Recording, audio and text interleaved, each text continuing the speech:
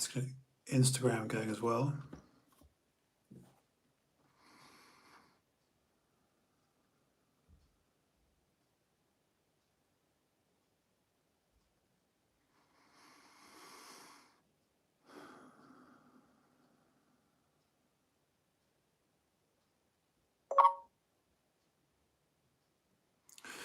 Okay, appears to be working. All right, good evening. Welcome to TrueHouse, episode 463. It won't be a long one. I've had some days off due to this ridiculous injured neck, so my apologies. Anyway, so episode 463, the date I believe is 25th of January. I'm going to talk a little bit tonight about the madness of modernity, okay? So actually, I'm just thinking out loud. This is doing me a favour, really, because the pain in my neck, pun not intended, is significant. I'm compelled to keep it quick and do more curation, more self-edits, and yeah, less fluff. So, number one, just let me say sorry for not being around. Not that it matters, because it's a small channel, and being a tiny channel, you're not going to upset anyone. So, the madness of modernity, coincidentally, tonight, I chanced upon. I'm an avid, I don't want to use the word fan, because I don't believe too much in fanboy stuff. I'm an avid appreciator. There you go. Yes, I appreciate certain people. So it's fair to say that Owen Benjamin, I will say Joe Rogan, I know it's kind of almost an act of rebelliousness, to say, oh, I don't like Joe Rogan, but a good friend of mine got me into Joe Rogan in 2011, so it's 11 years for me. I've been watching his podcast, and of course tonight is the return of Prof. JBP, Jordan B. Peterson. So it's kind of common knowledge now that Jordan Peterson had a rough time with benzodiazepines, and while the rest of the world sort of poked and pointed at the downfall of a prolific person, a prolific public figure like Jordan Peterson, I personally found I derived no such pleasure. So benzodiazepines, in lay terms, diazepam, Valium, etc., nitrazepam, anything like that, yeah, are arguably as hard, if not harder, to cease than real opiates, naturally derived opioids, synthetically formed into opiates, and benzos are very, very hard things to be rid of. All right. And that's through my own 22-year experience. So it's good to see Jordan Peterson back on Joe Rogan. And I wanted to talk about the madness of modernity tonight anyway, because there seems to be an obsession with being right. And I think, again, another person I'd say I really appreciate is an English author called Douglas Murray. And if you want to familiarise yourself with Douglas Murray's work very quickly, just check things like The Madness of Crowds and The Strange Death of Europe, and you'll see the proven model that when a society starts to go off the cliff, in the metaphorical and literal sense, when a society is literally losing the structure of its self, and this is just a convenient what do you call it? When things meet. This dovetails, this segues into what Jordan Peterson just spoke about, and that's why I'm running late, because I was pretty well, ensconced in that. And initially, the first 20 minutes, I thought, shit, he's not well yet, because again, most people won't understand. It takes years to be free of, I use the term loosely, if a good opiate or a good benzo, again, I use the term sort of ironically, but once you stop using these substances, you're then looking at several years at least to get to baseline normality. Just in how you feel, just in your operational ability to get through the day. So anyway, that's all stuff I can talk about in the future, because it's been such a significant part of my life. 22 years of my life were frankly wheels spinning on that. So to see Jordan Peterson back is good, and to, like I say, dovetail it into the comments made by author Douglas Murray, who's just been raised on the conversation between Joro and Jordan, and that is the inevitable decline of a society. And we're seeing that now, and how does one fracture a society? How does a society's people, the civvies, the gen pop, the serfs, the plebeians, the minions, the plebiscites, insert descriptive word here, how do the people undermine the structure? Well, you dissolve structure. You imagine melting a framework of a building. You imagine dissolving foundations, or melting scaffolding, or melting any supporting skeleton, or infrastructure, or foundation of any structural thing. Whether it be our bodies, you'd go for the spine, right? Or a building, you go for its internal spine, as it were. You'd melt it. Look at the Twin Towers. So it's very compelling. It's a funny conversation, not funny, ha ha, but it's a curious conversation. So when we're talking about a society losing its way due to too much modernity, and again the madness of modernity, just from a casual observer's perspective, through my own eyes, I'm seeing every source of media, everything we see on our screens, try and be right. So irrespective of your political leanings, whether you're a devotee of the left, if you're frankly an ideologue, if you're fully invested in the demagoguery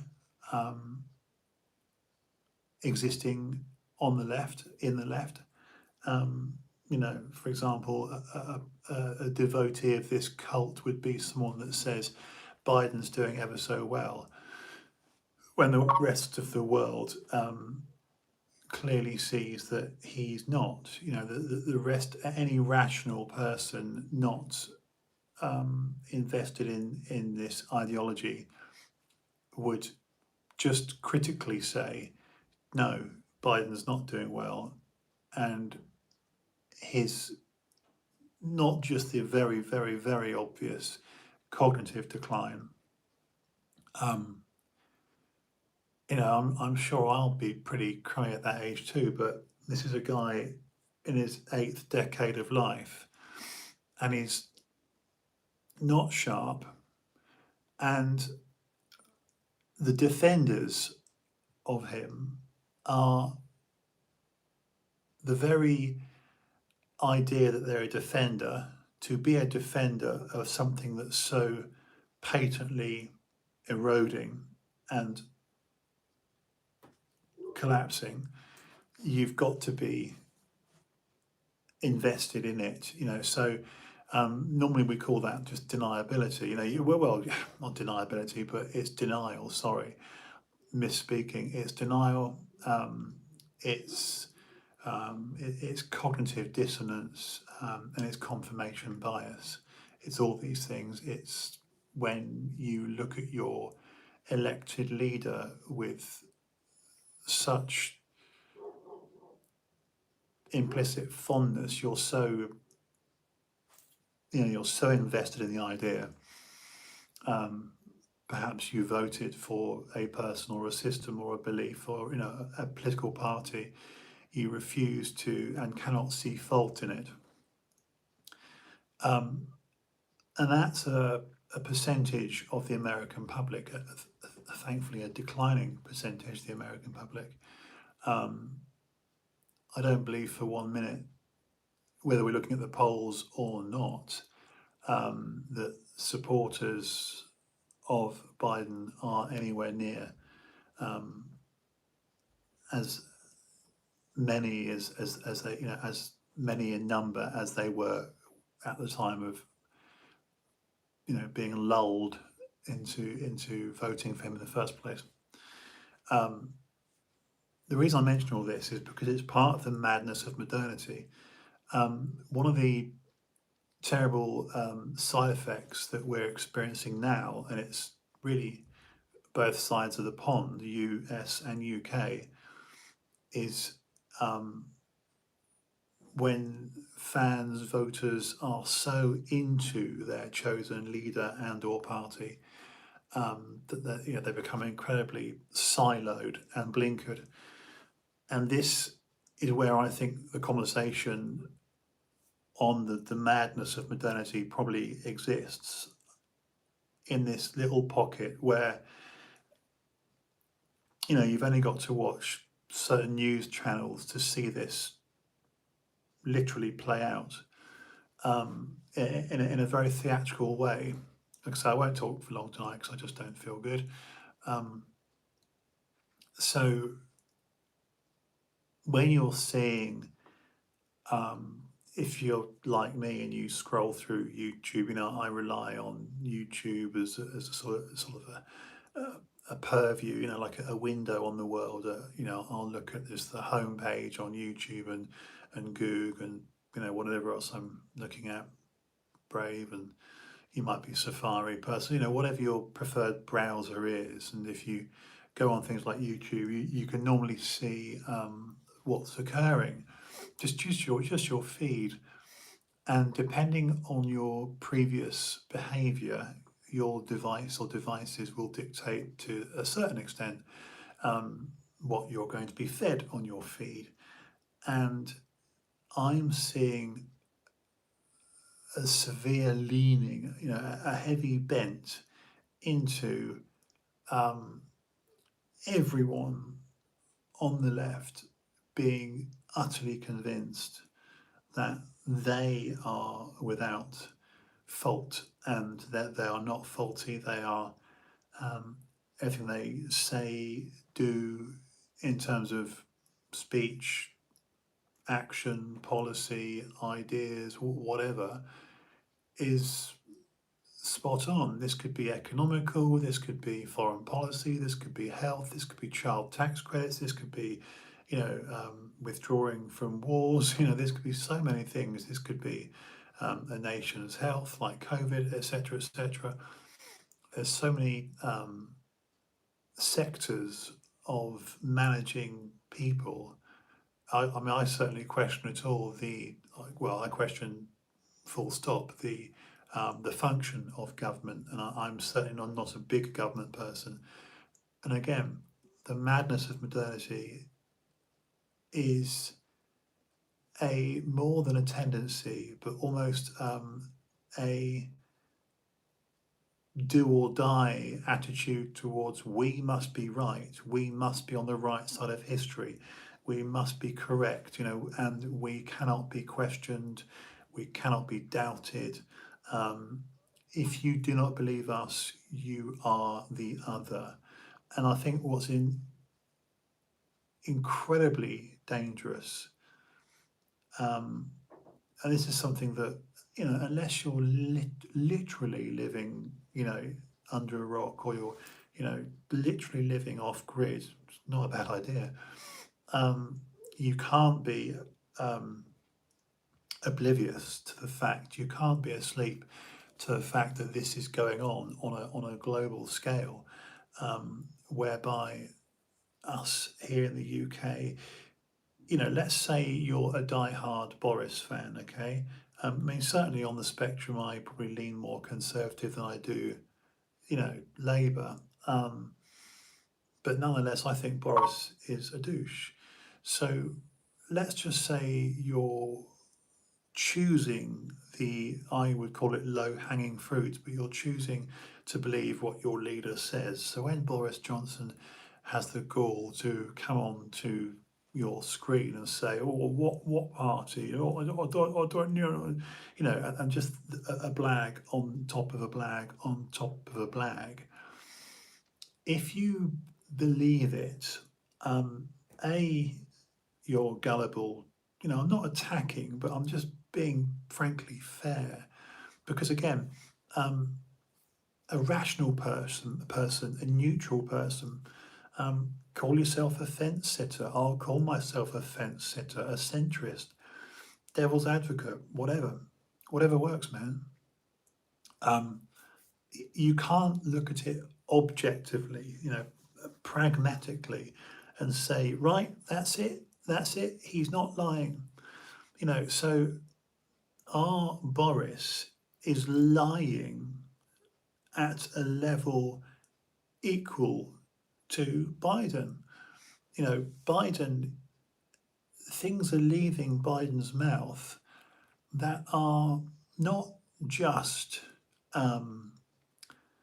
untrue, but we're talking factually incorrect. They're not just embellished or exaggerated or distorted, but at the most basic level, just wrong, provably wrong. And there's been so many times on this live stream, and I literally look at my own ugly mug and I rely on the colours I'm wearing to demonstrably prove my point. If I was to come on camera and tell you many times, this is not a black hat, this is not a black t-shirt, this is a white hat and a white t-shirt, and repeatedly pumped the lie, I would expect people to say, Justin, you're wrong. You're just wrong. It's factually incorrect. You are wearing a black cap and a black t-shirt. But that's the level of palpable lying. That's the tier we're on. We're on the very highest tier of bullshit, of distortion. Not only is it concerning and worrying and frightening that people in power do this, it's also very, very, very, very mature. This is, again, it's no different. I always present my arguments in a reductive way. I always like to get, quite childish, really, to, like I said, this is why I say dumb shit like, yeah, look, it's not a black hat, it's not a black t-shirt. And anyone with functional eyesight would say, Justin, you're just wrong. Opinions, not about opinions, not about that. You're just wrong, Justin. You're, unless you're massively colorblind, but you are wearing black, you're not wearing white.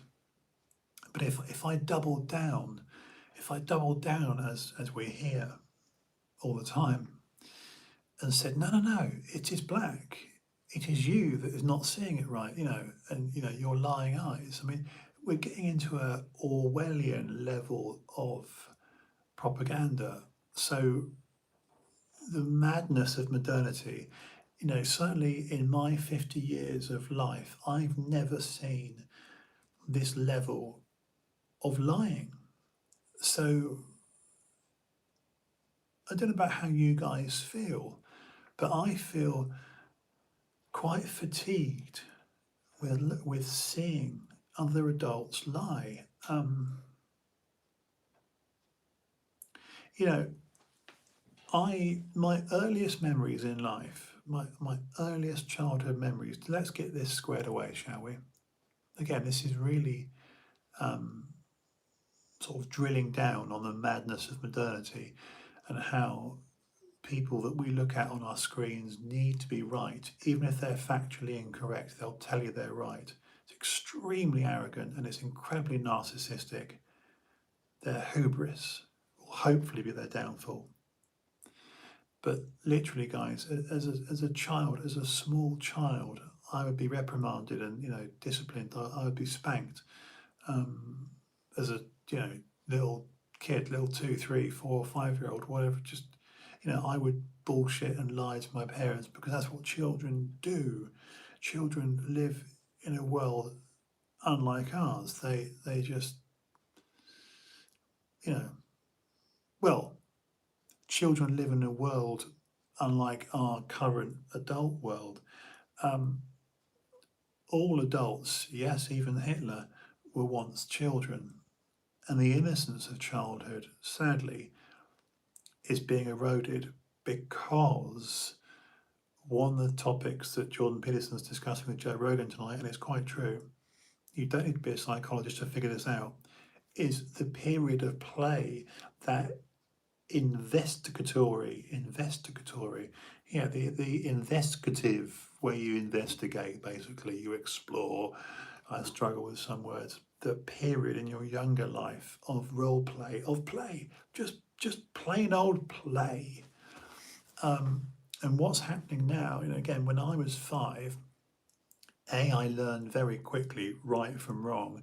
B, I received discipline from adults who would pull me up on my lies. If I lied or bullshitted or deceived or distorted, I would be corrected. The concerning thing is, the likes of our so-called elected leaders like a Boris and a Biden, they've lived long enough to know this too.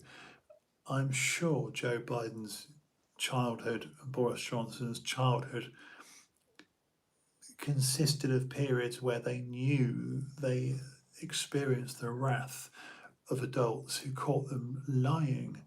But now they're not accountable. This is the scary issue, isn't it, with modern society? You've got people in charge who have free, license to just lie, and lie on a spectacular level. It's not even a slightly quiet, kind of, as Fauci said, a noble lie, right? Yeah, it's just whoppers. So all I'm saying, and I know that this subject is not a light, fun subject. It's a concerning one, but you've got to ask yourself, when societal structures are being purposely eroded through the very definitions. So if you dissolve definitions, you're dissolving a society, i.e., there's some great footage going around from Dr. Phil recently of I don't know, he was an expert in something, some professor, but he was, it's just biology or human evolution, even, whatever, just gender and sex, and had a bloke on Dr. Phil with full hair, makeup, and beard, just to be an obvious, frankly, bloke with lippy on, but called himself trans and was unable to define woman and female, and how the word woman means adult female.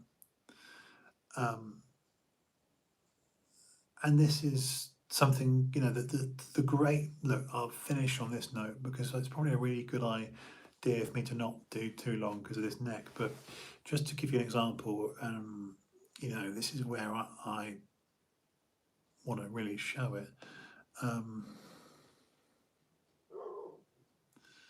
wonder if I can just find it and then I can finish by showing you this.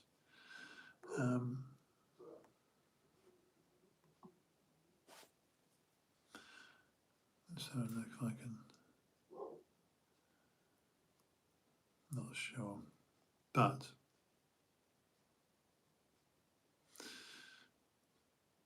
it's. Let me just see. Come on, Dr. Phil. Dr. Phil. See if I can find this. Ah, here it is. I'm Addison. And I'm Ethan. We've been together for about 5 years. And married for 3 years. I use they, them pronouns. Being non-binary just means that I just don't identify with the gender I was assigned at birth, and I don't identify exclusively with being a man or a woman. I have something in between, outside of that binary. My pronouns are he or they. I also identify as a non-binary. To me, being a non-binary means having the sense of freedom to explore my gender in whichever way I want. I don't have to perform or pretend to be someone I'm not. I can be my authentic self. It's really important for us to share more information with people because people are curious, they want to understand, but sometimes they don't always have the opportunities to do that. This is a hot topic. Yes. That's a good thing, right? Yeah, absolutely. Why is it a good thing? I guess because it creates dialogue and it invites conversation to learn about other people. Yeah, and I think a lot of people are really confused about gender identity in these times, and it's good for us to have these conversations so people open their minds and relearn and unlearn to what we've been taught. Right. And Addison, many people think gender pronouns are exclusive to the See, you can see plus community. what this is. I'm just going to try and find the actual piece.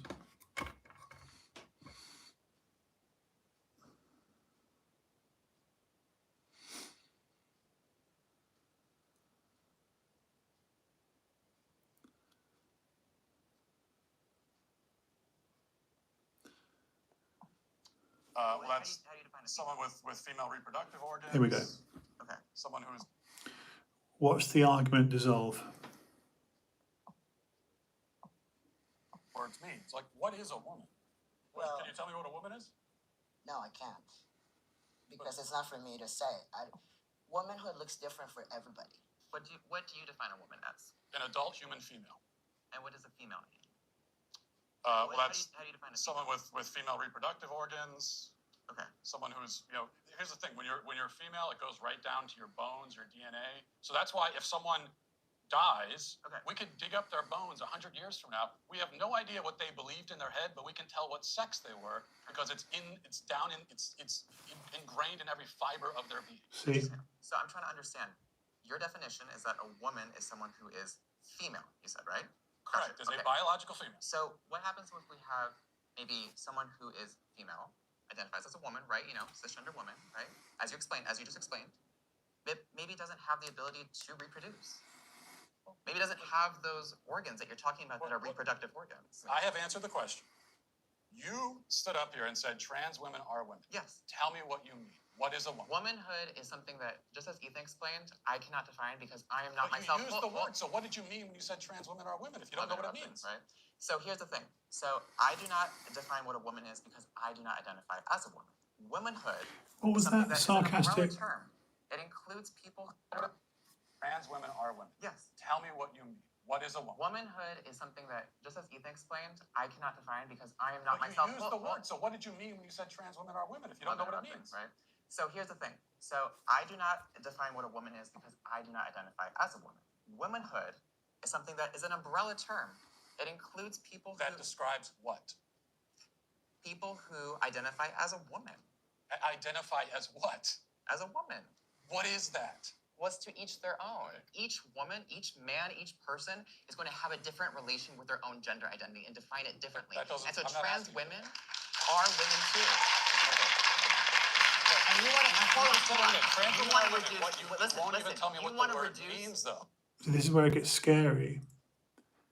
The trained clapping, this is where people are too afraid, they're too weak to stand up. The greatest point made in this, by the way, was when the expert said, you could dig up the bones of a human, from many hundreds of years ago, and just through the bones determine whether they're a male or a female. And, this is probably the strongest argument I've ever heard for the physical explanation of man versus woman. We know about the chromosomes, XXY, XY chromosomes, but the issue is with the language, the semantics, the word salad, and this is part of the decaying of the structure when people start to want all definitions to be not only loosely defined but dissolved. So You that's want to the reduce problem. women, you want to reduce men down to maybe just their genetics, our genitals, No. our chromosomes, right? That's what you're What saying. you want to do is that's what what you want to do is appropriate women. You want to appropriate womanhood Okay. and turn it into basically a costume that can be worn. I'm really concerned about what's going on in school. There you go. So you get the gist. That's Dr. Phil. I wanted to share that. I'm glad that I found that because it's so important that we, I make no apologies for this. I don't believe it's old fashioned. I shouldn't have to say it's old fashioned. But I like man and woman. I like marriage. I like all that. I have not achieved it, but I like it and I agree with it. It's not to say that I've got any issue with gay men or, well, just gay people. They want to do that, that's totally cool with me, but, it's actually, funny enough, the irony is it's the spreading of their ideas, it's the contamination of their ideas, isn't it? I wish the people with these beliefs weren't pushing it on to the rest of us. That's what I believe, actually.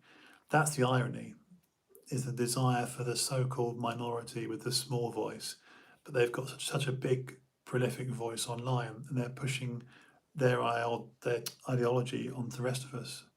That's the absurdity to this. Anyway, this is really all wrapped up in the madness of modernity and the need for a certain side to be right. Weird. Okay, I'm going to leave it. That's 33 minutes. Okay, so thank you for listening. And yep, I'll be back tomorrow night, episode 464, same time, same place, same face. Cheers.